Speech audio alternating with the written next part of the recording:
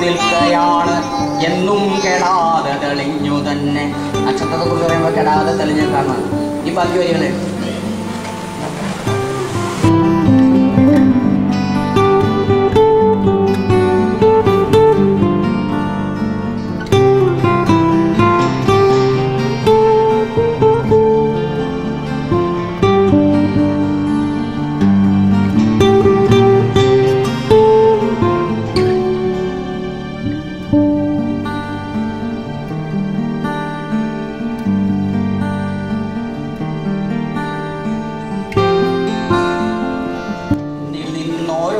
രശ്മികളും മണ്ണിൽ തൊടുന്നു കനിവോടെ.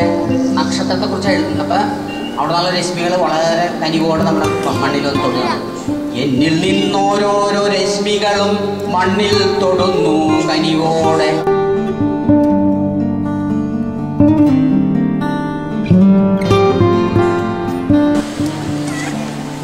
കഴിഞ്ഞു ഒന്നും എഴുതി തീർത്തു. എന്താണ്?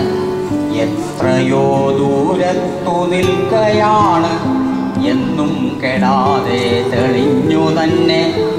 എന്നിൽ നിന്നോരോരോ രശ്മികളും മണ്ണിൽ തൊടുന്നു കനിവോടെ.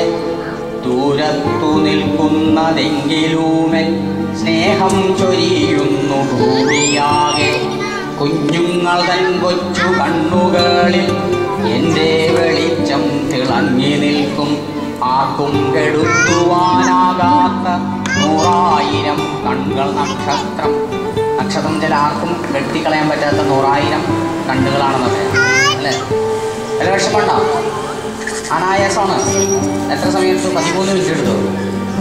ഇത്രയൊന്നും വേണ്ട, ശരിക്കും എഴുതുന്ന സമയം മാത്രം മതി. വരികൾ എഴുതാനുള്ള 10 മിനിറ്റാണ് ഞാൻ എടുക്കാറ്. 10 വരി എഴുതാൻ 10 മിനിറ്റാണ്. പക്ഷെ ഇപ്പോൾ 3 മിനിറ്റ് കൂടുതൽ എടുത്തു.